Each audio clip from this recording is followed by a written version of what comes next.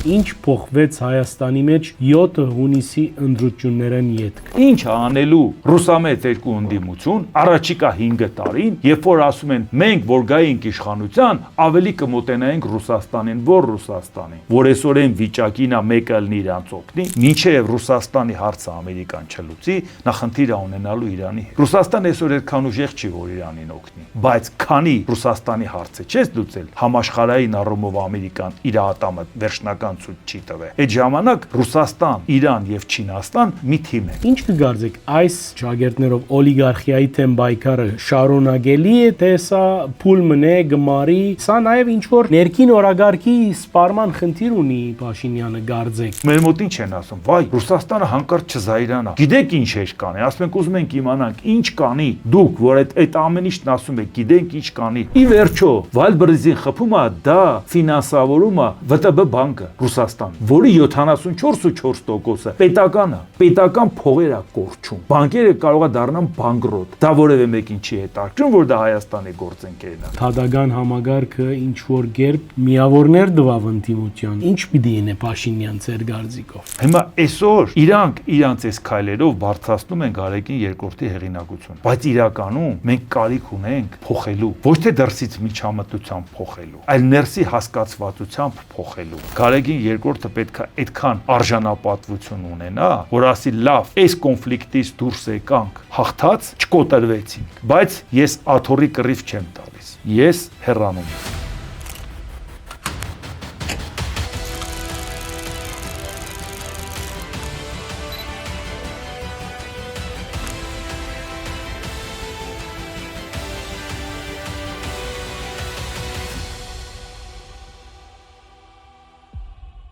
Բարև ձեզ հարգելի ագընտիրներ եւ հետևորդներ, Արևելքի հարգտագով Սակո Արյանն է։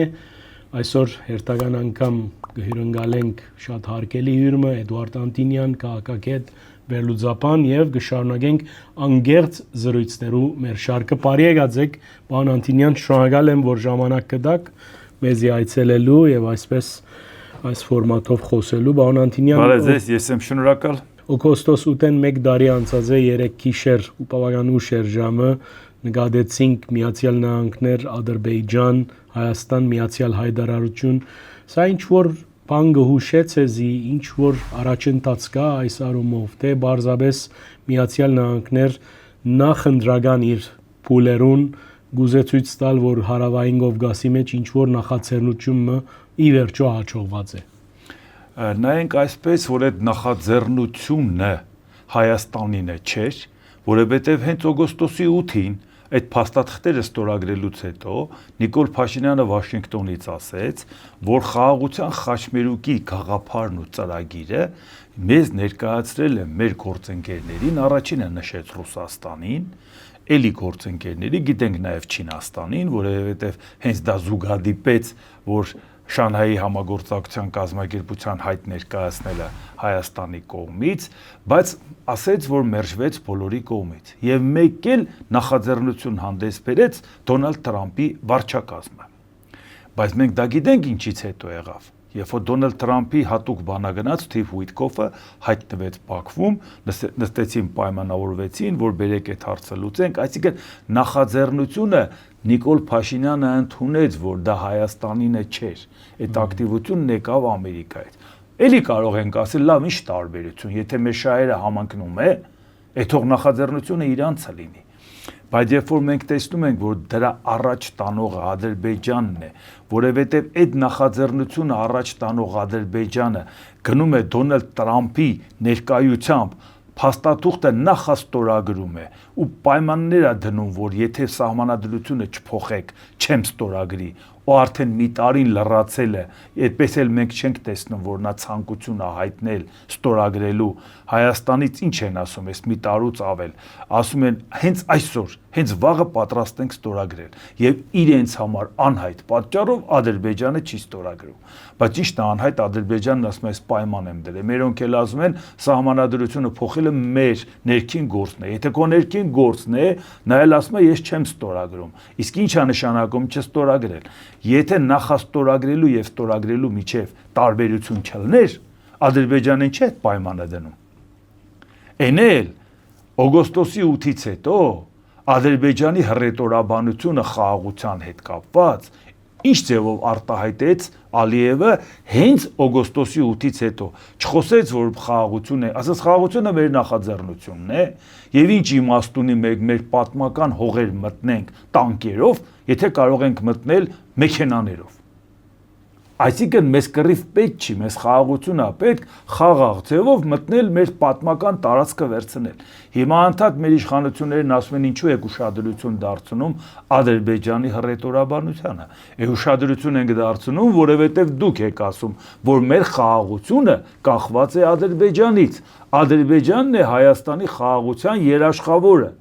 Եթե դուք ասում եք, որ նա է երաշխավորը, մենք չտեսնենք այդ մարդը ինչ է անում, չտեսնենք, որ պետական մակարդակով է ինքը առաջ տանում Արևմտյան Ադրբեջանը, պետական մակարդակով է առաջ տանում 300,000 ադրբեջանցու վերադարձը, ասում է մեքենաներով էլ գալու ենք, մեզ տանկեր պետք չի, մենք վստահ ենք, որ այդ հարցը կլուծենք խաղաղ ճանապարհով։ Այս պարագայում նույնիսկ այդ ամեն ինչը քողարկել թրիփի տակ հարց է առաջանում։ Թրիփը որպեսի նորմալ գործի, մենք Նիկոլ Փաշինյանն ասում էր խաղաղության խաչմերուկ, այդ խաչմերուկի մի գիծը գնում էր Իրան։ Հիշում եք ինքը ինչքան ոգևորված ասեց, ոչ մի ձայն չէր հանում Ամերիկա-Իրան հակամարտության ժամանակ, բայց երբ իրանք հուշագիր ստորագրելու հարցը առաջացավ, մեր մոտից ոգևորված մեկնաբանեցին, ողջունեցին, թե վերջապես խաղաղության խաչմերուկի մի գիծն էլ հարավն է, լավ է որ համաձայնության եկան։ Առանց իրանց պատկերացնելու այդ համաձայնությունը այդքան հեշտ չէր։ Դրա համար քանի որ գործից իրանք տեղյակ չեն, ձայն չէին անում, մի հատ հուշագրի հետ կապված ոգևորված, այն է կյանքը ցույց տվեց, որ այդ հուշագիրը ոչինչ էր, որտեղ իրական պատճառները ոչ Իրանի համար, ոչ Իսրայելի համար, ոչ Ամերիկայի համար լուծված չեն։ Իսկ եթե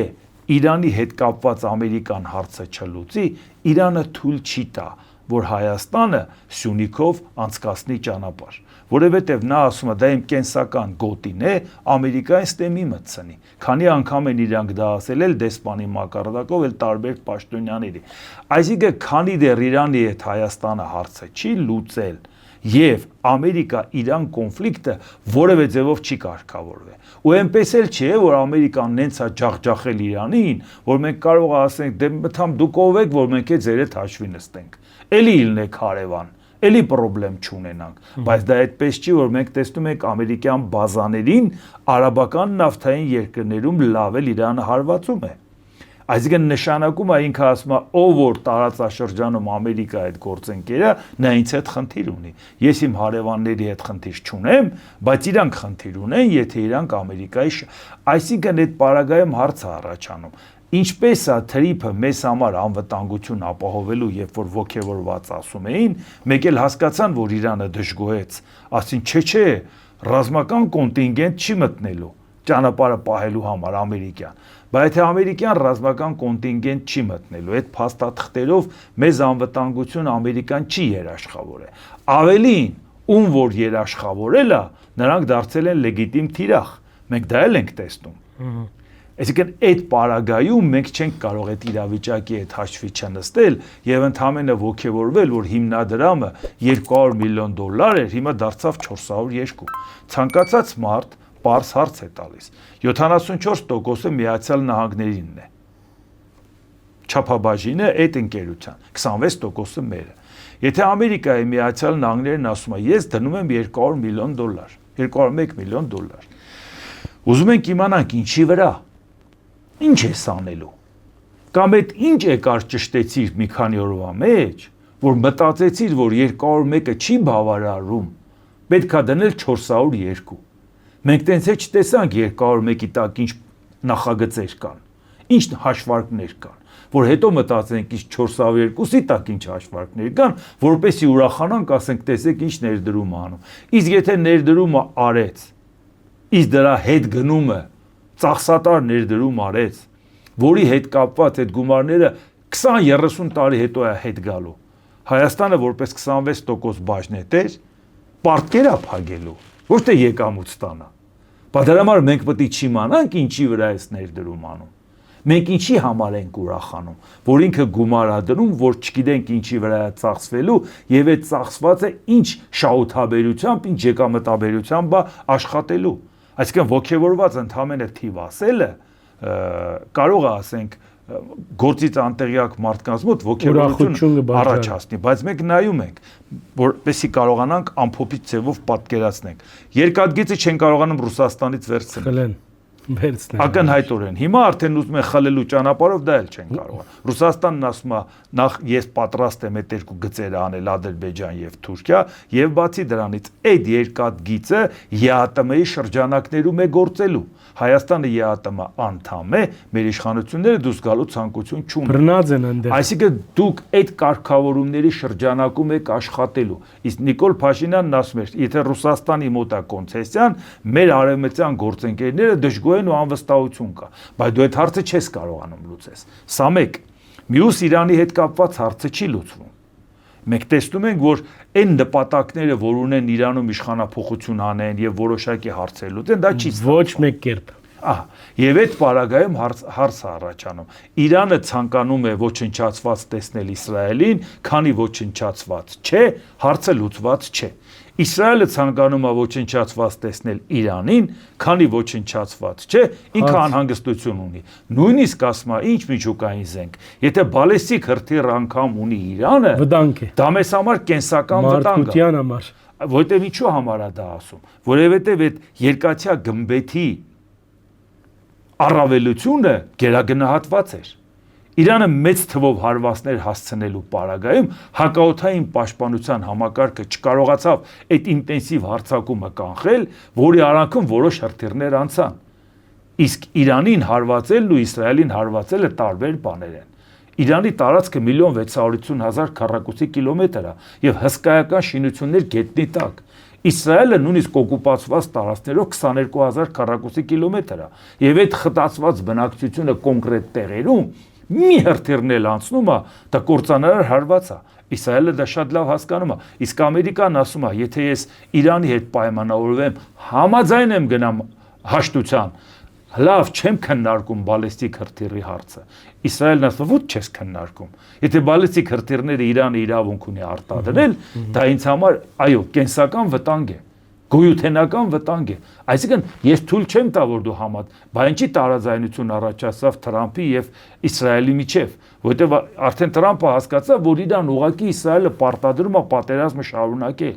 Եվ Ամերիկան ասում է, ես չեմ ուզում շարունակեմ պատերազմ, բայց եթե Ամերիկայի Միացյալ Նահանգները ամեն գնով կատարի Իրանի պահանջը, իսկ եթե Իրանը վաղը կանգնեց ասեց Ամերիկայի կառույցը ստեղ պետք է չլինի,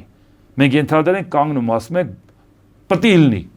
ով է մեզ պաշտպանելու։ Ոչ ոք։ Ասում է դե լավ, համաձայն ես, համաձայն է, դե թող լինի։ Մեր աչքի առաջ ոչ թե իսլամական ՆԱՏՕ-ը է ստեղծվում, դա հարցի մի կողմն է, սունիների ՆԱՏՕ-ը է ստեղծվում, ավելի են կոշտացրել։ Միջուկային զենք ունեցող Պակիստան, ամենամեծ արաբական նավթային պետություն Սաուդյան Արաբիա, որը ժամանակին ֆինանսավորել է, որպեսզի Պակիստանը միջուկային զենք ունենա։ Ոչ միայն դա, ամբողջ աշխարհում ինքը կատարել է աշխատանք, որ չմեկուսացնեն Պակիստանին, որը միջուկային զենք էր ուզում ստեղծել։ Այսինքն Սաուդյան Արաբիան արած բան ունի Պակիստանի համար, որ շատերը դա չեն նայում։ Եվ այդ Սաուդյան Արաբիայի բացի Թուրքիան չէր կարող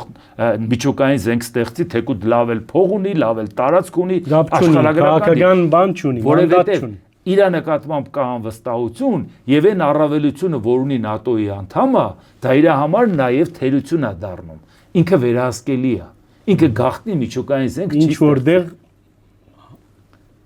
սիրով պիտի ասի արևմուտքին։ Հիմա ինչ ստացվեց։ Այսինքն ինքը ստացվեց, որ ինքը ՆԱՏՕ-ի ամենահզոր բանակն ունի տարածաշրջանում Թուրքիան, ամենամեծ նավթային տերությունը արաբական երկրների մեջ Սաուդյան Արաբիան եւ մեկ էլ միջուկային տերություն Պակիստանը միանում են, այսինքն այդ բոլորի ուժերը մեկտեղում են։ Դրան էլ գումարած թիվ 1 բարեկամը արաբական երկրների Եգիպտոսը նա էլ ակնարկում որ պատրաստական է։ Իսկ ինչու թիվ 1-ը, որովհետև նա առաջինն էր, որ Իսրայելի հետ համաձայնության եկավ, արաբական աշխարհն էլ Իրանից նեղացավ։ Այսինքն այդքան հեշտ չի Եգիպտոս կորցնել։ Եվ այդ դեպքում հարց է առաջանում։ Նրանք ասում են մենք ՆԱՏՕ-ի 5-րդ կետի նման որոշել ենք, հարձակվել մեկի վրա նշանակում է հարձակվել բոլորի վրա։ Բայց այդ դեպքում հարց Իրանը կարող է հարձակվել նրանցից մեկի վրա այդ պարագայում։ Իհարկե ոչ, որովհետև ինքը այդ ռեսուրսը ունի, թե չէ։ Այսինքն նշանակում է, ինչի հաշվին ենք մենք վստահ, որ մենք անվտանգ ենք։ Եթե եղավ մի խնդիր, Թուրքիա, Ադրբեջան ոտնձգություն ունենան Հայաստանի տարածքի նկատմամբ, մենք ասում ենք, որ Իրանի համար դա կարմիր գիծ է, չէ, թույլ չի տա։ Բայց Իրանը ինչա Թուրքիային հարվածելու է, որն ասում է, թե Թուրքիային հարվածես, դա նշանակում է հարվածում ես այս կառույցին, որը նոր աստեղծվում մեր աչքի առաջ, նոր իրողություն։ Եվ մեկ էլ տեսեք, Իրանն ասում է, դա անվստահություն է առաջացնում Ամերիկայի մոտ։ Եթե Ամերիկային վստահին, դա չէին ստեղծի։ Թուրքիան առանձին Ամերիկայի հետ լավ հարաբերություն ունի, Սաուդյան Արաբիան առանձին, Պակիստանն առանձին, բան չեք միավորվե։ Դա անդեմ Ամերիկայի է, որը չի կարողանում տարածաշրջանում կարգավորի, բայց նաև ուրիշ խնդիր է առաջ գալի։ Ընդունենք, որ դա այդպես է, բայց եթե հանկարծ դրանց հետ կապված ոտնձգություն անի Իրանը ու նրանք պատասխան հարված հասցնեն, դա արդյոք չի բխում Ամերիկայի շահերից։ Այդ սկզբից է երևում, որ Ամերիկան դրանից, իհարկե այդ անվստահությունը կա, ես համաձայն եմ Իրանի հետ, որ դա կա Ամերիկայի նկատմամբ, բայց արդյոք Իրանին նեղացնել, խեղճացնել, հետ քաշելը չի բխում Ամերիկայի շահերից։ Մենք ինչ ենք ասում, մինչև Ռուսաստանի հարցը Ամերիկան չլուծի, նա խնդիր է ունենալու Իրանի հետ։ Ռուսաստանը այսօր այդքան ուժեղ չի, որ Իրանին օգնի, բայց քանի Ռուսաստանի հարցը չես լուծել, համաշխարհային առումով Ամերիկան իր ատամը վերջնական ցույց չի տվել։ Այդ ժամանակ Ռուսաստան, Իրան եւ Չինաստան մի թիմ են։ Ուղղակի չեն օգնում իրար, բայց ամեն դեպքում իրանց ձեռնտու է։ Բավական է Ռուսաստանին հաղթես, Իրանը ուղղակի հետաքաշվելու առանց կռվելու։ Նրա բալեստիկ հրթիռն էլ միջուկային զենքն է, քեզ չի անհանգստացնի։ Այսինքն այդ ամեն ինչը պետք է հաշվի առնել։ Եվ Չինաստանն էլ հիմա մտածում է, որ դե ինչ գործ ունեմ, լավ էլ ապրում եմ, Եվրոպայի հետ լավ աշխատում եմ, Ամերիկայի հետ աշխատում եմ։ Ինչ պրոբլեմ, Ռուսաստանից էլ ինչ ուզում եմ, վերցնում եմ։ Չինաստանի շահերից չի բխում Ամերիկայի ու Եվրոպայի հետ առճակատման գնալ։ Բայց եւ միևնույն ժամանակ ուզում է ավելին ստանալ։ Եթե Չինաստանի հետ պայմանավորվելով Ռուսաստանին հաղթել, առաջի շահառուն Չինաստանն է, որովհետեւ տարածք է վերցնել Ռուսաստանից։ Բայց ասում եմ մի հատ կողմնորոշվենք, դուք ում գործընկերն եք, նոր հասկանանք մեր հետագա քայլերը։ Այսինքն դրա համար հիմա այս ամեն ինչը չի բխում, Հայաստանը չպետք է անհանգստանա, որ իր հարավային հարևանի հետ այդ խնդրեմը կա, մի Ամերիկայի հետ, որի հետ ծրագրեր ես ուզում անես։ Դու ռազմավարական դաշնակից ես Ռուսաստանի հետ, չնայած ինչպես ես ասում եմ, չունենանք տենց դաշնակիցը, բայց փաստաթղթով եւ մեր վարած քաղաքականությամբ դաշնակից ես, չէ՞։ Բաքու դաշնակիցը հիմա խնդիրների մեջ է, Ուկրաինայի հետ պատերազմում, Իրանի հետ կապված խնդիրներում, բայց դա մեզ պետք չէ հետաքրքրի մեր երկրի անվտանգային հետ կապված։ Մի բան էլ ուղղակի ասեմ, տեսեք, միշտ ասում են հույսներս պետքա մեր վրա դնենք, շատ լավ է հնչում։ Այսինքն եվրոպական երկրները, Մեծ Բրիտանիան, Գերմանիան, Իտալիան, Ֆրանսիան կոլեկտիվ անվտանգության մեջ են, հույսներն իրանց վրա չեն դնում, Թուրքիան, Պակիստանը եւ Սաուդյան Արաբիան հույսները իրանց վրա չեն դնում։ Դրանք չգիտեմ, որ կարևորը իրենց վրա դնելու մեջ է։ Ձևը չգիտեն, ուղղակի։ Մեր Հայաստանի քաղաքական գործիչներին չեն լսել։ Այսինքն բոլորը մտածում են, որ կոլեկտիվ անվտանգության պետք է խնդիրը լուծել շահերի ընդհանրությամբ այս ժամանակն։ Մեր մոտ քանի որ գլուխ չեն հանում, ուր գնան, Ռուսաստանն է իրանց անվտանգությունը պահելու, ոնց որ թե չէ։ Թուրքիա, Ադրբեջանի հետ խաղեր են տալի մեր իշխանությունները, Ռուսաստանի հետ, Իրանի հետ, Եվրոպայի հետ, Ամերիկայի հետ, հիմա գլուխ էլ չեն հանում։ Բոլոր տեղերից ասում են, բան ես խոստացել, արի պատասխանի։ Քանի որ գլուխ չեն հանում, նույնիսկ չգիտեն, հիմա դա լավ է, թե վատ, որ ստեղծվել է արաբական ներողություն, իսլամական ՆԱՏՕ։ Դա լավ է, թե վատ, որ մենք կոլեկտիվ անվտանգության համակարգում լինենք եվրոպական։ Դա լավ է, թե վատ, որ հիմա Եգիպտոս ներողություն։ Եվ մենք ուշանում ենք կարծում։ Այո, եւ Հունաստանը, Կիպրոսը, Իսրայելը եւ Ֆրանսիան էլ իրանց թիկունքին կանգնած մեկ ուրիշ խնդիր են լուծում։ Մերոնցից դուք մի անգամ հոդաբաշխ պարզաբանում լսել եք, թե այս ամեն ինչը ընդհանրապես մեզ հետ դա անորոշությունը վախեն է եւ չիմանալեն է գարժ։ Չիմանալն է, դրա համար մեր ազգային ժողովում ինչ են քննարկում։ Ով ումից ինչ գողացավ, ով ինչ արեց։ Հիմա ճիշտ տեղը մտանք, ես այդ հարցը պիտի տայի, պարոն Անտոնյան ջան, սա մեր առաջին հարցազրույցն է հետընտրական process-ին։ Ինչ փոխվեց Հայաստանի մեջ 7 հունիսի ընտրություններն յետք։ Ունենք ազգային նոր ժողով, այդքան էլ նոր չէ, ըստ երևույթին, բայց ունենք այնինչ ունենք։ Ինչպես կգնահատեք ներքաղաքական ընդհանուր իրավիճակը։ Հայաստանը խորհրդարանական կառավարման համակարգ է, նշանակում է դերը խորհրդարանի շատ կարևոր է, խորհրդարանական նաև վերահսկողությունը կառավարության նկատմամբ, բայց մենք գիտենք, որ մեր երկրում իրականում սուպեր վարչապետական համակարգ է, ձգտող միապետական, որովհետև ոչ մի անգամ բացարձակ միապետության, որովհետև շատ միապետեր սահմանադրական են, սահմանադրությամբ սահմանափակված է իրանց լիազորությունը։ Իսկ ինչպես տեսնում եք, Նիկոլ Փաշինյանը բացարձակ իշխանության է ձգտում, դատական համակարգն էլ պիտի իրան ենթարկվի, խորհրդարանում այսօր ասել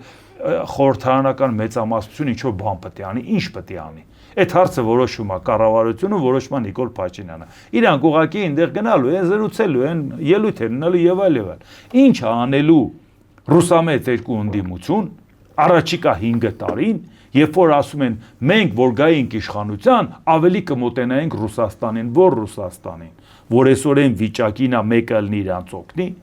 Դուք այսօր գտնում եք, որ Հայաստանի ապագան Ռուսաստանի հետ ավելի Ոչ միայն, դեռ իրենք հույս են փայփայում, որ հեսա ռուսերը գգան, Արցախը ետ գդան մեզ։ Բայց Արցախը իրանց մոտ չէր։ Արցախը սկուտերի վրա իրանք չտվեցին Ադրբեջանին։ Այսինքն իրանք նույնիսկ մտածում են նախ Ռուսաստանը։ Հույս չեն տեսնում արևմուտքից, եթե հիմա իրանց հարցնես, այս ուժերը գասեն արևմուտքը մեզ պիտի խապե։ Եվրոպան մեզ գխապե, Ամերիկան մեզ գխապե եւ մենք ուրիշ ջամփա չունենք հայ-ռուսական տարավոր բարեկամությունը ռիբրանդինգ պիտի անենք, պիտի փոխենք, պիտի փորձենք։ Հիմա այսպես նայենք։ Արցախի հարցը փակել է Ռուսաստանն է, Արցախի հարցը փակել է Հայաստանի իշխանությունը։ Դե որևէ մեկը մտածում է, որ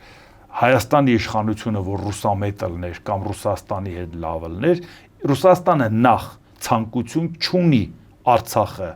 վերադարձնելու Արցախցուն, երկրորդ հնարավորություն չունի։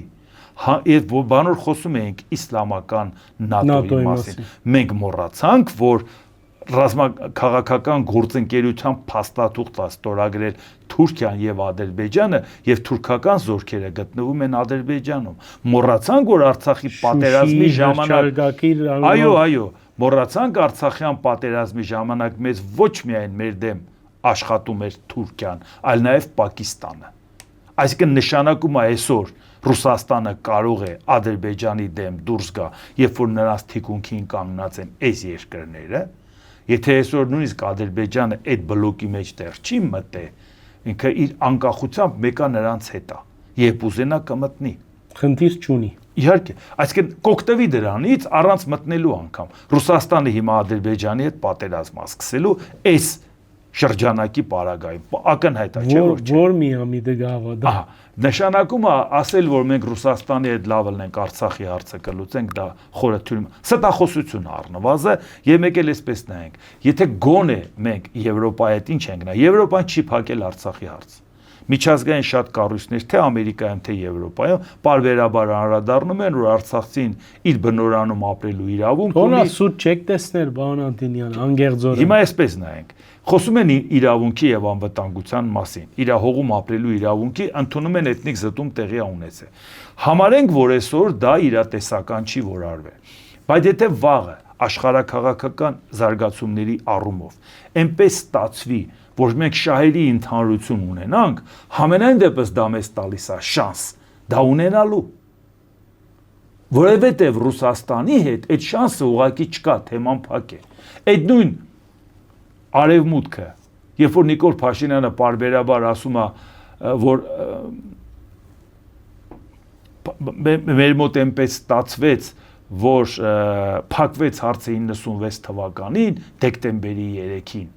Լիսաբոնի գագաթնաժողովով, երբ որ որոշվել էր, որ Արցախի անկախությունը չի լինելու, այլ լինելու է լայն ինքնավարություն, Ադրբեջանի կազմում, որ ասում է խոշոր տերությունները դա որոշել են Արցախի հարցը 96 թվականից փակ է, դուք ինչ եք քննարկում։ Բա 96 թվականից Արցախի հարցը փակ է։ Այդ ոնց եղավ 2008 թվականի փետրվարի 17-ին առանց հանրաքվեի Կոսովոն հռչակեց անկախություն, 100-ից ավել պետություն ճանաչեց Կոսովոյի անկախությունը։ Հարցն այդ չի, որ դա չդարձավ ՄԱԿ-ի անդամ, իսկ որ ՄԱԿ-ի անդամ չի դարձել, իր անվտանգությունը չեն երաշխավորել։ Կոսովոն հիմա որպես անկախ պետություն չի ապրում, Սերբիան կարողանում է Կոսովոն գրավել, բայց այդ ինչու էինք ասում, որ Արցախի հարցը վերջնական փակած է 96-ին, բայց 2008 թվականին այդպիսի որոշում ունեցանք։ 2010 թվականին միջազգային դատարանը համարեց, որ դա միջազգային օրենքներին չի հակասում։ Այնպես որ, եթե մենք խոսում ենք, իսկ ինչն էր ասված, անջատում հանուն փրկության, մարդկանց ֆիզիկապես վերացնում են, եւ այսօր իրանք ճանաչում են ու պնդում են, որ տեղի է ունեցել էթնիկ զտում։ Այսինքն, եթե մենք սպասելիք չունենք արևմուտքից, այնպես չի, որ գոնե շանսը դա է։ Եթե կլինի ինչ-որ մի բարենպաստ ժամանակ, գոնե շանսը նա է։ Աշխարհաքաղաքական զարգացումների պարագայում, եթե իրանք ուզենան ճնշում գործադրել ինչ-որ հարցում Հայաստանի հետ հարաբերությունը հաշվի առնվեն աշխարհագրական դիրքը, որ մենք ունենք, այդ հաշվի առնելով կուզենան, որ այդ հարցը տաք պահեն, գոնե դա անելու է Եվրոպան։ Ռուսաստանից հույս չկա։ Ընդհանրապես հույս չկա։ Իհարկե։ Վերադառնալով խորհրդարանի ընդհանուր իրավիճակին, ինչ կտեսնեք այնտեղ, այս 5 տարին ալ Հայաստանի քաղաքացին իսկապես հոգնեցավ իրար վիրավորել, իրար վրա շիշ նետել։ Միդի գրգնվին այս բաները, պարոն Անտոնյան, թե ինչ կտեսնեք լուծում, շատերը խոսին կանխահասնջություններու մասին իշխանության կողմէ, որովհետեւ ստանան այն ինչ որ գուզեն ստանալ հրճակագրի թեմայով, ինչ որ սահմանադրության թեմայով թուղթ մցկելու համար Ադրբեջանեն, որը շատ հավանական է, որ տեղի չունենա, բայց ինչպես կդիտարկեք քաղաքական ներքին իրավիճակը, ներքին խոհանոցը։ Այս խորհրդարանը դեռ գործունեությունը չսկսած, արդեն հասարակական տրամադրությունները չի արտահայտում։ Այսինքն ժամանակ էլ պետք չէր որ անցներ, որ դա հասկանային։ Ինչու՞, որտեղ նորից տեղափոխեցին պայքարը, Նիկոլ Փաշինյանն ասեց, եթե հիմա ինձ ձայն չտակ, այս ռուսամետները տանում են երկիրը, իրականում ինքը լավ էլ Ռուսաստանի շահերը սպասարկում էր, առիթը օգտագործեն։ Հիմա էլ է սպասարկում։ Հեսա դա էլ կասենք։ Հա, այդ պարագայում ինչ ստացվեց, ժողովուրդը ասում էր, շատ հարգում ենք ձեզ, բայց դուք չեք կարող Նիկոլ Փաշինյանին տուն ուղարկել։ Այ օրինակ Սամվել Կարապետյանն ասել է, այս հունիսի 7-ին արդեն վարչապետ եմ։ Բերեք իրան ընտրենք, որ գոնե կարողանան այդ հարցը լուծել։ Այ իրան ինքն է լուծողը, բայց միլիարդատեր մարդը շարքային բլեֆով այդ ձայները ստացավ եւ արդյունքում հիմա ինչը արդեն ինքը վարչապետ է, չէ։ Բայց իրանք ինչ են անում խորհրդարանում։ Իրանք ինչ ծրագիր են այնտեղ։ Իրանք ծրագիրը նա չէր, որ մարդկանց այն ատելությունը գեներացնեն, որ մենակ մենք կարող ենք Նիկոլ Փաշինյանին տուն ուղարկել։ Եվ մեկ էլ Նիկոլ Փաշինյանն ինչ արեց։ Ժողովուրդ ջան, հասեք, տանում են երկիրը այս ռուսամետները։ Մարդիկ, որ նախորդ ընտրությունից ավել 200,000 մարդ գնացին չի ընտրեց։ Ընտրենք Նիկոլ Փաշինյանին, որ հանկարծ երկիրը չտանեն։ Էդ էլ Նիկոլ Փաշինյանի բլեֆի վրա եղավ, չէ՞։ Բայց նույն մարդիկ մեզ էլ էին ասում, մենք շատ հարգում ենք ձեզ, շատ գնահատում ենք ձեզ, բայց դուք չեք կարող հաղթել այս ռուսամետներին, մենակ իշխանությունը կարող է։ Ձեզ հարգելով ձայն ենք տալի իշխանությանը։ Բողոքի ասում էին։ Այո, մեր հանդիպումների ժամանակ անգամ ձայնագրությունները կա։ Այսինքն ինչ է ստացվում։ Երկու կողմներ խաբեցին, արդյունքում եկան խորհրդարան, իշխանությունն եկել է խորհրդարան, ասում է, ես Եվրոպա գնալու օրակարգ չունեմ, ինչը դնեմ հանրաքվեի, եթե նման օրակարգ չկա։ Բացի դրանից, որպեսի աշխարհում էլ միամիտ մարդ չգտնվի, որ չհասկանա, որ ինքը Եվրոպա գնալու օրակարգ չունի, խորհրդարանական մեծամասնությունը, երբ որ որոշում են մշտական հանձնաժողովների հարցը, մշտական հանձնաժողովների հարցում քաղաքացիական պայմանագիրը, քանի որ մեծ ձայն է ստացել, ինքն է որոշում, որ հանձնաժողովները վերցնի։ ու ինչպես եղավ, որ քաղաքացիական պայմանագիրը վերցրեց եվրասիական ինտեգրացիան ու տարածաշրջանային հանձնաժողովը մշտական եւ Եվրամիության հետ ինտեգրման հանձնաժողովը անցավ ուժեղ Հայաստանին։ Դուք պատկերացնում եք Սամվել Կարապետյանի ուժը աշխարհի հետ հարաբերվելու է պարլամենտական քաղաքականությամբ աշխարհի հետ խոսելու, որ ինչ անի, բացատրի, որ Հայաստանը ձգտում է Եվրոպայի, օգնեք մեզ գանք, թե գնալու է հանդիպի, որ ասի Հայաստանը չի ուզում Եվրոպա գա։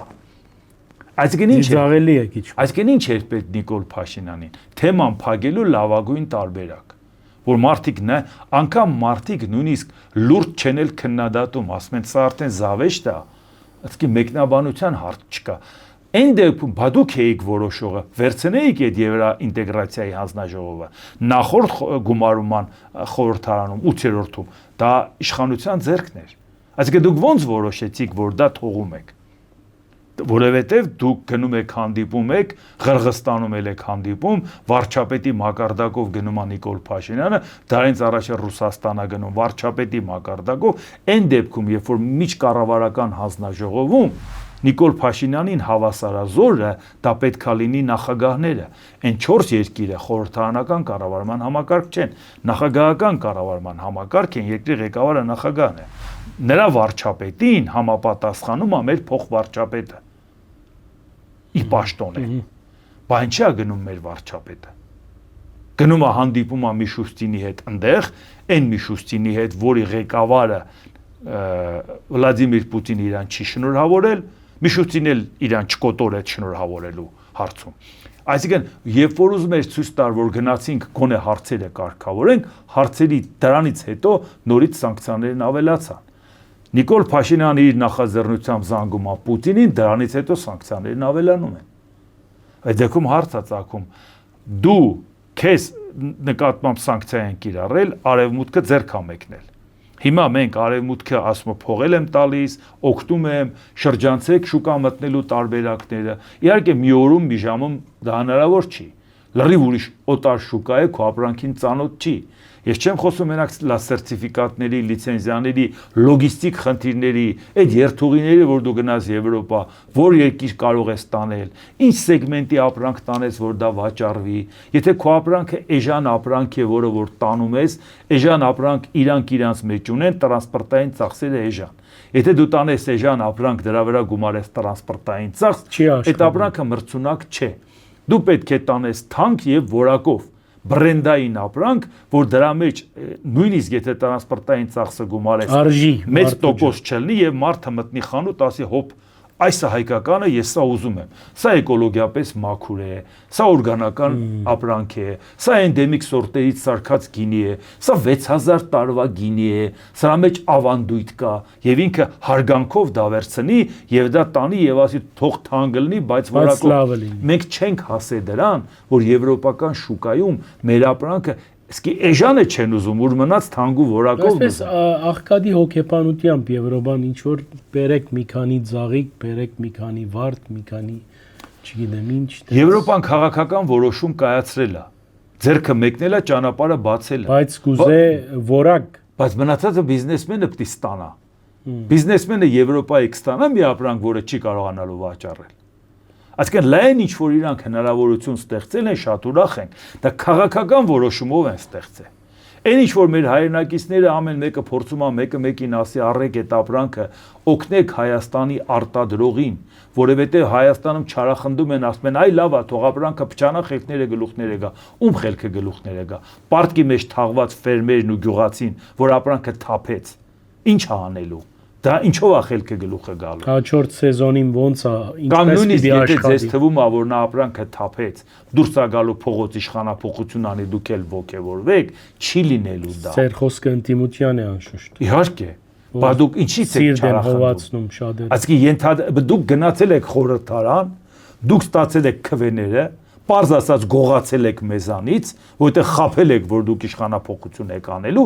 մենք այսօր մեր համեստ ուժերի ներածի չափով ինչքան ծանոթ ունենք, խնդրում ենք, ասում ենք այդ մարկանց ապրանքը իրացրեք։ ժողովներ են անում, մարդկանց են հրավիրում, օգնենք, մի բան արեք,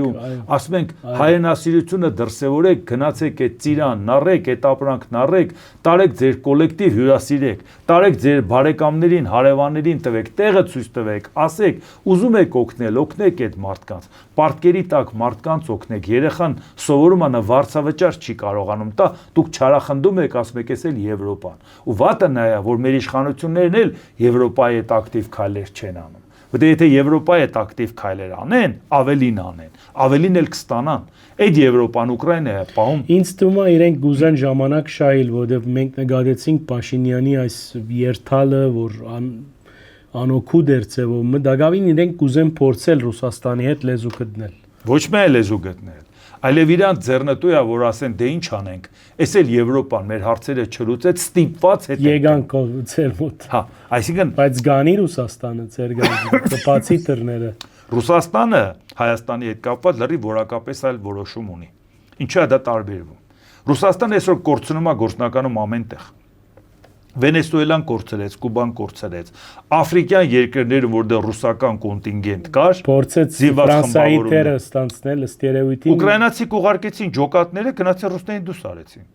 Աֆրիկան էլ ձեռներից վերցրեցին։ Այո, մեծ հույս ունեին իրենք, նաև արաբական աշխարհի մեջ հիմա կփորձեն, օրինակ Սիրիայում։ Սիրիան կորցրեց։ Սիրիայի կփորձեն ինչ որ համաձայնություններ ցերծել։ Սիրիայի հետ ռազմական բազաների հետ կապված համաձայնություն են ձեռք բերել։ Շատ գեղեցիկ վերնագիր է հնչում։ Բայց խորկային Բայց որ մտնում ես տակը, տեսնում ես դու ընդհանրապես այդ բազատ ֆունկցիոնալ առումով այլևս գոյություն չունի։ Ոչ ոքի ցերնդու չի ռուսական ներկայությունը Սիրիայում։ Այսինքն դա էլ է կորցրել։ Ասել ես Ուկրաինայում իշխանությունը փոխելու է։ Այն դեպքում, երբ որ Ուկրաինայում նախագահական կառավարման համակարգ չէ, խառը համակարգ է, նախագահական ու խորհրդարանական։ Այսինքն բացարձակ իշխանություն չունի նախագահը, բայց պատերազմի արդյունքում դարձավ ավելի նախագահի շուրջ, ավելի մեծ լիազորություն տվեցին, քան սահմանադրությամբ ունի։ Այս մեկ, բա ուզում եք բան անեք, զինաթափեցիք, այսօր Եվրոպայի ամենամարտունակ բանակն ունի։ Բացի դրանից, այսօր ինքը փորձարկում է զենքերը, ոչ միայն սեփական արտադրության, որը տալիս է եվրոպական երկրներին, այլ իրանց բոլոր զենքերը փորձարկում, ասում է սա լավ չի, սա փոխեք։ Ինչ արեցիք, զինաթափեցիք, ռուսների շահերն էիք սպասարկում, ռուսամետ դաշտում, հողին եք հավասարացել այդ տարածքները, այդ մարդիկ հիմա այդտեղ ապրում են ռուսները։ Այն ռուսները, որ օբյեկտիվորեն Ուկրաինայում շատ ռուսամետներ կային։ Մանավանդ արևելյան Ուկրաինան 1654 թվականից է Ռուսաստանի կազմում, իսկ արևմտյան Ուկրաինան Լեհաստանի վրա հարձակվելու ժամանակ 39 թվականի սեպտեմբերի 17-ից են վերցրել։ Այսինքն այնտեղ էլ զիջեցին։ Այսօր դուժեցին։ Այսօր ռուսամետ քաղաքները չեն կռվում, անցել են Ռուսաստանի կողմը։ Այսինքն այդ հարցն էլ իրանք չկարողացան լուծել։ Ինչ արեցին, Ֆինլանդիան, Շվեդիան չդարձրեցին, ՆԱՏՕ-ն մոտեցրեցին իրանց 1100 կիլոմետր ցամաքային սահման Ֆինլանդիան, այն է չմիացող երկիր էր։ Շվեդիան, որը որ ավելի վտանգավոր է, քան Ֆինլանդիան, որովհետև Բալտիկցով Էլմյուս ափը փակեց։ Բալտիկցով արդեն Ռուսաստանը արդեն խնդիր ունի Բալտիկցովում, որովհետև Շվեդիան արդեն Էլմյուս ափն է։ Այսինքն ինչ հարց լուծեց Ռուսաստանը, բայց ինչի այդ բոլորը կորցնելուց հետո Հայաստան, որովհետև Հայաստանն ինքն է ասում, վայ, ռուսները ունեն քաղաքական ուժեր խորհրդարանում, ունեն շատ քաղաքական ուժեր, որոնք խորհրդարանում չեն, բայց ռուսական մտածելակ։ Այսինքն Ռուսաստանն ասում է, դուք եք ինձ ուզում, բայց ինչի չպարտադրեմ ձեզ։ Ու մեր մոտ ինչ են ասում, վայ, Ռուսաստանը հանկարծ չզայրանա։ Գիտեք ինչ էր կանի, ասում ենք ուզում ենք իմանանք, ինչ կանի։ Դուք, որ այդ ամեն ինչն ասում եք, գիտենք ինչ կանի։ Ես պատահական չի, որ օրինակ եմ բերում, ասում եմ Ռուսաստանը 2008 թվականի օգոստոսի 8-ի պատերազմով Վրաստանը որ հարձակվեց Հարավային Օսիայի վրա։ Այդ ժամանակ Ռուսաստանը զորքը մտցրեց Հարավային Օսիան եւ Աբխազիան պահեց եւ 2008 թվականի օգոստոսի 26-ին ինքը ճանաչեց Աբխազիայի եւ Հարավային Օսիայի անկախությունը։ Մի քանի երկիր ճանաչեցին, Վենեսուելա, Կուբա, Պանամա եւ այլ եւ այլ։ Հա, բայց եւ մեկ էլ կղզի պետություն Նաուրուն։ Ավստրալիայի կողքերը։ Դե որտեղ ինքը անկախություն էր ստացել, ինքը գիտեր այդ անկախությունը լավ բան է, առանձնապես բարեկամական կապեր չունի Ռուսաստանի հետ, բայց ուղղակի ինքը ողջևորված էր այդ անկախությամբ եւ ճանաչեց։ Ինչ եք կարծում, այդ պետությունը, որ ընդամենը վերջերս հրաժարվեց ճանաչելուց անկախությունը։ Հասկացավ չէ, որ Ռուսաստանը փուչի կա։ Այսինքն մարդիկ Ավստրալիայի կողքը Նիզակով ու Տերևը կապած հասկացել են, որ Ռուսաստանը վերջացել է։ Հիմա այդ մարդիկ տենց են ապրում։ Վերջը բանը էլի կղզի տեղացիներ են հիմնականում նաուրացիներ։ Բնիկներ են։ Հա, բնիկներ են էլի, ինձ շատ չկան էլի դրսիցեկասներ։ Ժամանակին Բրիտանիայի մանդատի տակ էր Բրիտանիա, Ավստրալիա, Նոր Զելանդիա։ Այ անհետաքրքիր է, այսինքն, հա։ Այդ երկրի տեղը մարդիկ չգիտեն։ Հիմա ես նոր լսեցի օրինակ։ Հա, օրինակ ասենք Նաուրուն ասեց Ժորժ ջան, այդ որ ճանաչել եմ, այդ հեչ։ Այդ փոխեք։ Այսինքն Ռուսաստանով ա որ մենք Ռուսաստանի խաթեր դա ճանաչենք։ Այսինքն ասում եմ Ժորժ, մեր տուրօպերատորներին խնդրում եմ էքսկուրսիա կազմակերպեք, տարեք Նաուրու, որ տեսնեն Տերևով ու Նիզակով տղեկը դիմավորեն, ասեն ժողովուրդ ջան, մենք ենք Նաուրուում, կարող է դուք մեզանից հետեք։ Մենք մի 12600 կիլոմետր հեռու ենք ձեր բանից Աբխազիայից։ Դուք ոնց որ թե մոտ եք։ Կարող է դուք տեղյակ չեք, որ Ռուսաստանի վիճակը լավ չի։ Մենք ստեղ գլխի ենք ընկել։ Ժողովուրդ ջան, կազմակերպեք մեր մոտից մեր ռուսամետներին տարեք, թող խելք սովորացնեն Նաուրուում։ շահեր ունեն երևի, պարոն Անդինյան ջան։ Շահեր ունեն։ Հա, բայց Մեր ռուսամետները գապվածություններ ունեն։ Հա, բայց այսօր մարդը նայում, հա, խնդիրները ինչա կատարվում աշխարհում։ Մեր մամուլից ամեն ինչ իմանում, հա, մտնում է խորհրդարան, որտեղ այն հարթակն է, որտեղ պետք է հարց խոսի։ Ասում է ուր է։ Մենք ամեն օր առավոտից երեկո ասում ենք, հարգելիներս, Տրամպը ասեց սա, Մակրոնն ասեց սա, մյուսը սա, Պուտինը սա եւ այլն, ամեն օր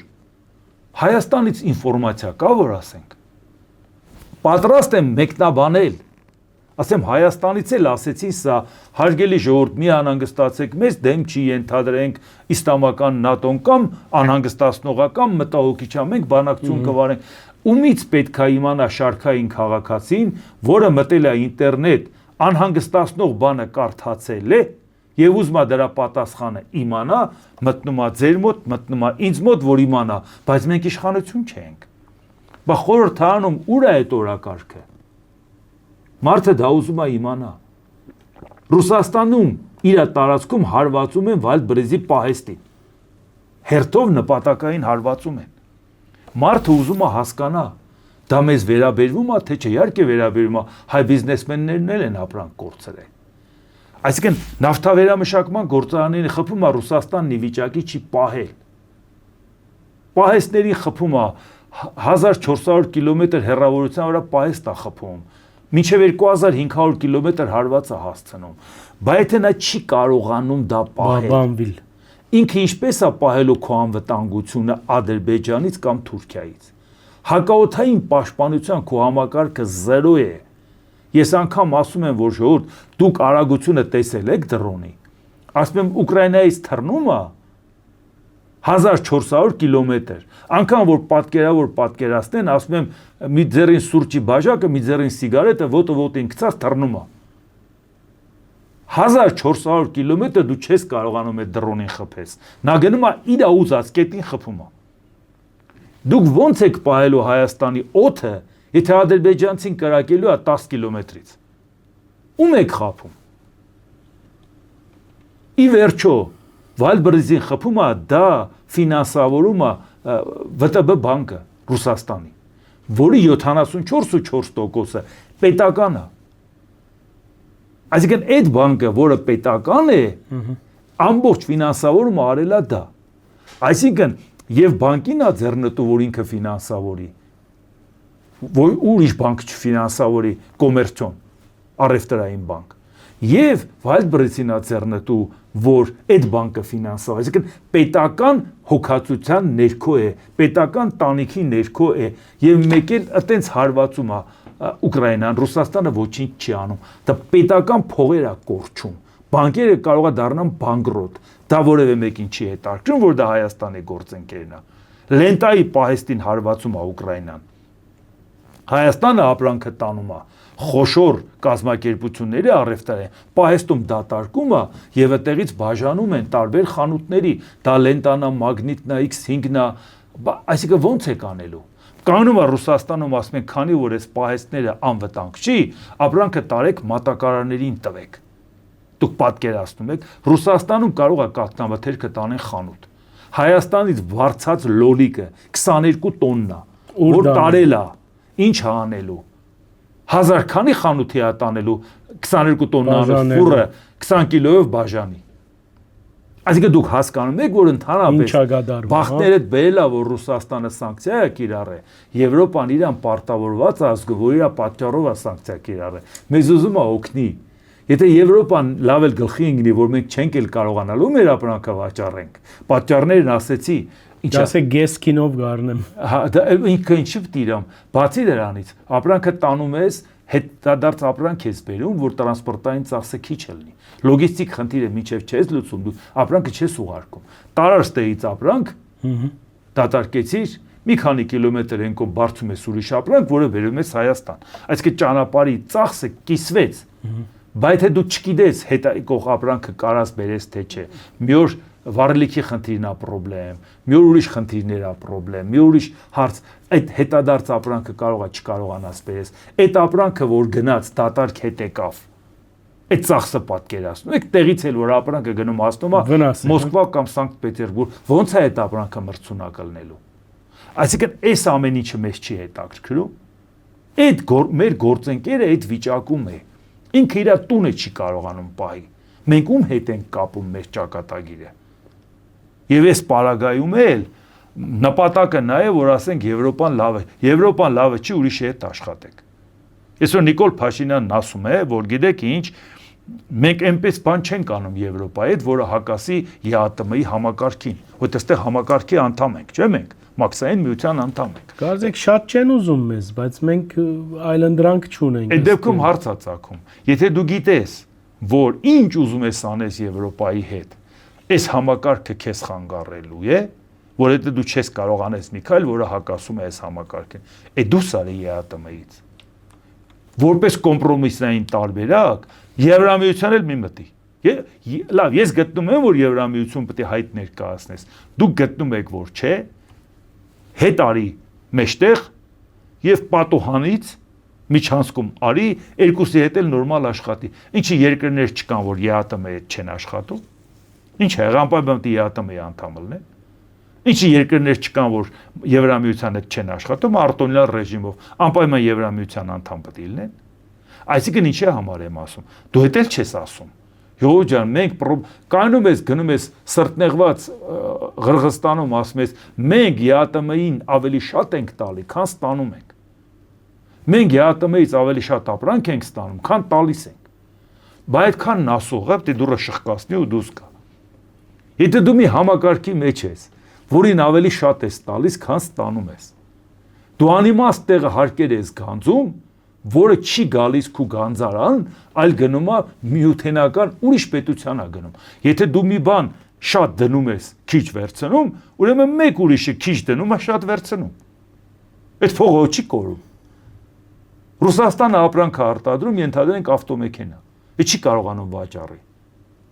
50 տարի առաջվա տեխնոլոգիա է։ Ինչպես վաճառի։ Իրան պետք է մաքսատուրքը բարձր լինի, որ գոնե իր անորակ ապրանքը առնեն։ Հայաստանը մեքենա է արտադրում։ Հայաստանի ինչին է պետք մաքսատուրքը բարձր լինի։ Ինչ է, եթե արտասահմանյան մեքենայի վրա մաքսատուրքը բարձր դնում ենք, որպեսզի տեղական արտադրությունը զարգացնենք ավտոմոբիլաշինության։ Չէ։ Այսինքն նշանակում է մենք այդ փողը գանձում ենք, ուղարկում ենք եվրոպական, ԵԱՏՄ-ի գանձարան։ Իմաստը ո՞րն է։ Գանձում ենք մեր ժողովրդից, ուղարկում, այսինքն նույնիսկ մենք պրոտեկցիոնիզմի քաղաքականություն չենք կիրառում մեր երկրի համար, մենք փոքր պետություն ենք։ Ռուսաստանը դոմինանտ է ԵԱՏՄ-ում։ Այսինքն այն Ռուսաստանը, որ վառելիքաէներգետիկ ռեսուրս է արտահանում, իսկ մենք դա ներմուծում ենք։ Այն Ռուսաստանը, որ մեքենա է արտադրում, մենք ներմուծում ենք։ Այսինքն մեր շահերը ու Իրանը չի համընկնում։ Եթե մենք լինեինք նորմալ պետություն, մեր շահերն էլ կհամընկներ Իրանն էլ, բայց իրանք ինչ որ որոշում են, այդ որոշումները տարածվում է մեր վրա, բայց մենք լրիվ ուրիշ տնտեսություն ունենք եւ փաստը ստացվում է այնպես, որ մենք ԵԱՏՄ անդամ լինելով որակյալ ապրանք արտադրելու շահագրգռվածություն չունենք, որովհետեւ Ռուսաստանն ասում է, քո ինչին է պետք որակյալ ապրանք ունենաս, ես քաղաքական նպատակներով քո անորակը կստանամ, ես քաղաքական նպատակներով քո անորակը կմերժեմ։ Եվ լաբորատորիան է կստուգի, կասի, որ քո ապրանքը անորակ է։ Մերոնք էլ ասում են, հա, մենք էլ պարզեցինք անորակ է։ Այսինքն մենք մի համակարգում ենք, որտեղ մեր ապրանքի որակը բարձրացնելը չի բխում մեր գործընկերների շահերից։ Այսինքն իսկ մենք ինչ ենք ասում, եթե որակյալ ապրանք ունենանք Եվրոպայում էլ կծախենք, Ամերիկայում էլ կծախենք, արաբական նավթային երկրներում անապատային, որոնք լավ էլ բարձր գնողունակություն ունեն, այնտեղ էլ կվաճառենք, то Ռուսաստանն էլ կխնդրի ոչ թե մեզ կմերժի։ Բա մենք ստիմուլով որն է, որ մեր տնտեսությունը զարգանա։ Այս արևի, այս հողի, այս ջրի ու այս աշխատասեր ժողովրդի պայմաններում ապրանքը մեր վրա է մնում։ Ժողովուրդ ջան, 8 միլիարդից ավել մարդ է ապրում այս մոլորակի վրա։ Հսկայական տարածքներում ժողովուրդը սովամա հալնում։ Այսին գարիկ կա։ Գենետիկորեն մոդիֆիկացված ապրանք են տալու, որ կարողանան կշտացնեն, առողջությանը հասցնելով անդառնալի վնասներու։ Ու այս պարագայում դու այսպիսի օդի պայմաններում Սակավահող Հայաստանում գյուղատնտեսական հողատեսքերի կեսը դատարկ է, անմշակ է։ Հետո զարմացած նայում են, ասում է, վայ որ Ռուսաստանը չուզի, Ռուսաստանը չուզի, եթե դուք այդ հարցը չեք կարողանում լուծել, ուրեմն դուք ձեր տեղում չեք։ Այլապես լոգիկան բացատրեք։ Մարդիկ շարքերով հող են ստեղծում, հիդրոպոնիկ եղանակով ապրանք են աճացնում։ Այնպես են անում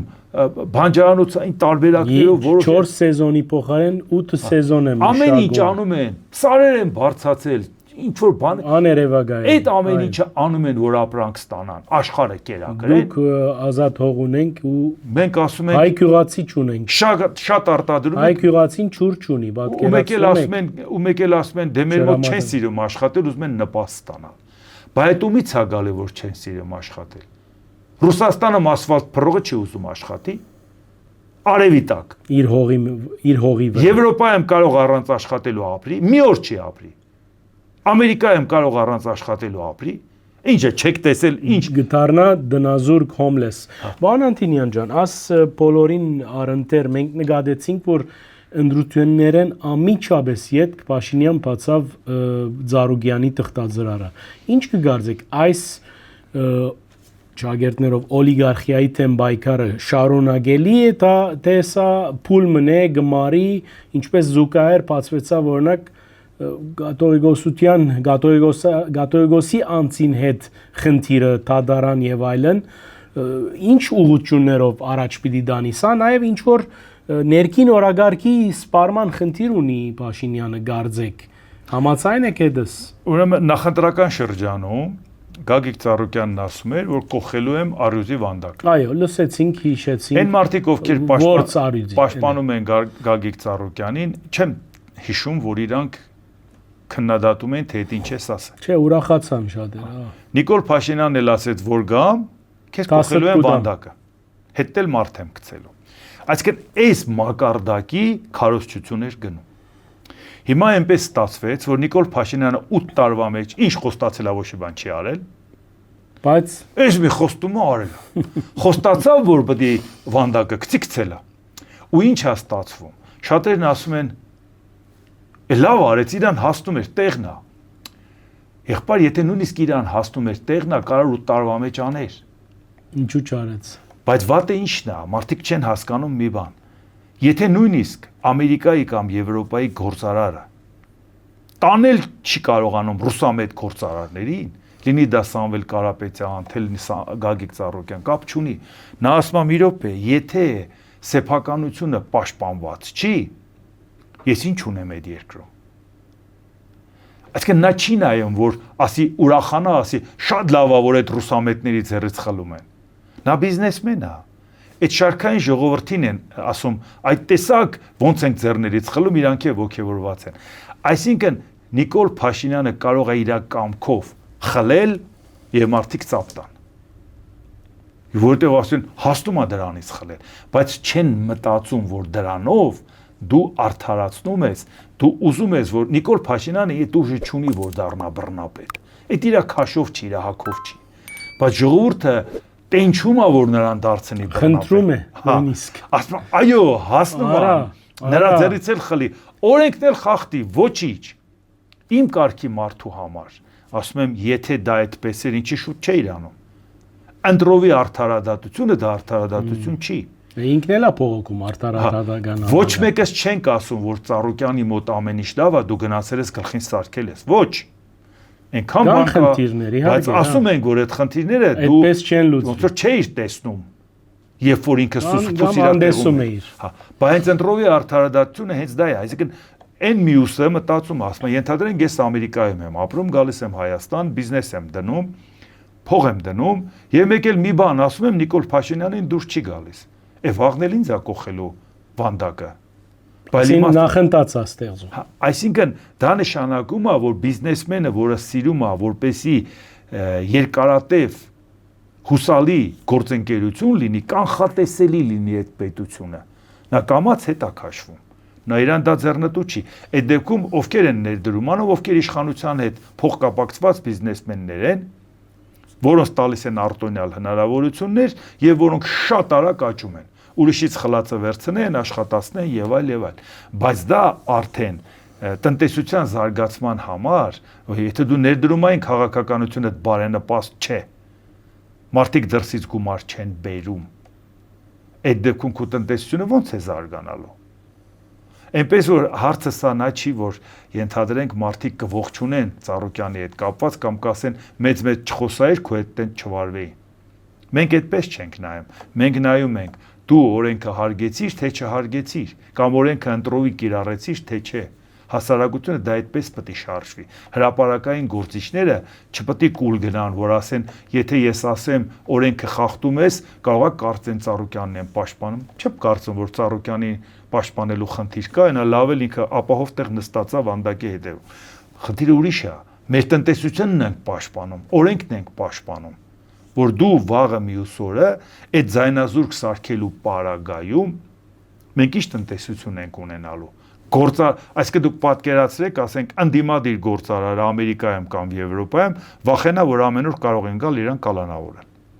Մարդիկ ինստիտուտներ են ստեղծել։ Ինչ կապ ունի ընդդիմություն ես, թե իշխան, վաղն է դու կլնես իշխանություն։ Մարդիկ ներդրումներ են անում, մարդիկ ասենք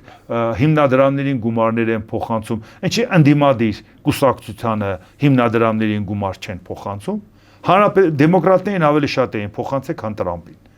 Այսինքն ասել ոնց թե դուք տենց, այս կեսօր այս խստացումները ինչի համար է, թվում է թե վերահսկողության համար։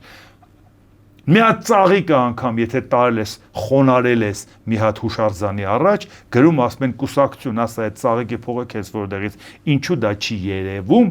քո ծախսերին։ Ասում եմ մեկը հետը գալուց հետը բերելա, ով է հետը բերել, ցույց տուր։ Ես դա հենց չեմ ասում, ես հակակոռուպցիոն կոմիտեի պահանջներն եմ ասում։ Իսկ այդ պարագայում բոլորը միասին վերցրած, անգամ միլիարդատերները ընտրության մասնակցեցին, ամենաշատ ծախսը արեց իշխող քաղաքական ուժը։ Եվ հայտարարեցին, չէ, ցույց տվին։ Այսինքն նրան հաճույքով այդ նվիրատվությունն անում են, որովհետև եթե չանեն, կլինեն վանդակում։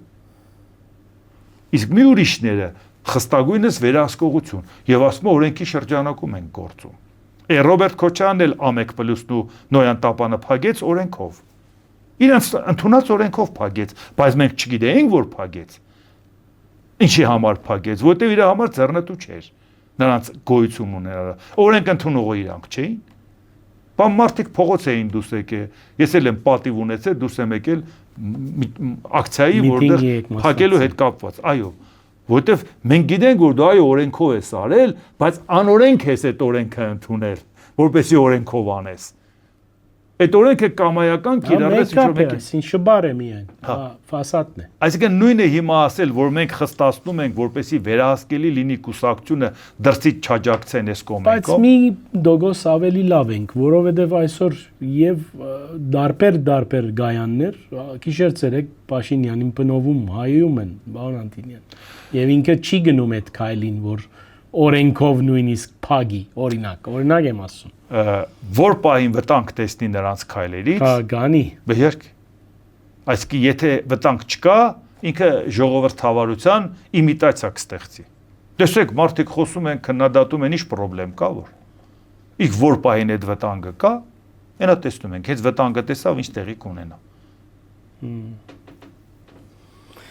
Վերջի հարցս եկեղեցվո մասին հագիրճ ուր է գնում այս տակնաբը։ Հիմա գիտեք այս թադական համագարքը ինչ որ կերպ թադավարություն եւ այլն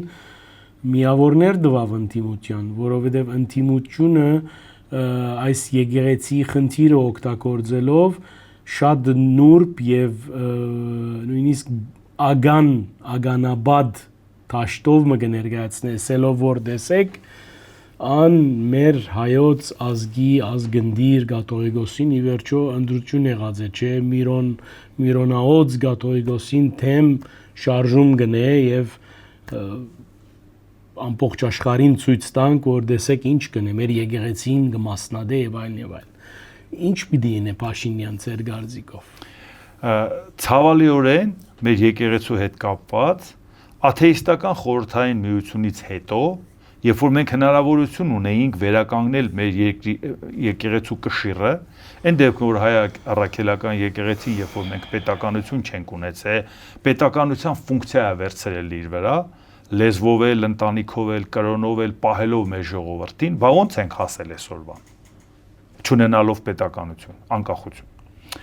Բայց երբ որ արդեն եկավ մենք անկախ պետականություն ունեինք ու հնարավորություն ունեինք ամեն ինչ իր տեղը դնելու, նորմալ ընտրություն լիներ եւ ընտրվեր ամենայն հայոց կաթողիկոս, նաեւ մենք գիտենք որ աշխարհիկ պատվիրակներ են մասնակցում, երբ որ մենք ասում ենք ամենայն հայոց կաթողիկոս, այնպես չի որ մենք չենք ընդունում որ Կիլիկիո թեմել կա, էլի, այսինքն ամենայն հայոցինը չի տարածվում բոլոր հոգեվոր հոտի վրա, բայց քանի որ մասնակցում են նաեւ աշխարհիկ պատվիրակներ, հոգեվոր եւ աշխարհիկ, այսինքն նշանակում է ազգովի ընտրում են կաթողիկոս։ Եվ ինչ արեց Լևոն Տեր-Պետրոսյանը, էդ էլ հոմտավորական գիտնական էր, դոկտոր էր, պրոֆեսոր էր, ինչ արեց։ Ասեց այո, պետք է Անտիլիասից գա եւ լինի Գարեգին առաջինը։ Ինքը նշանակեց կաթողիկոս։ Շատ վատ բան արեց։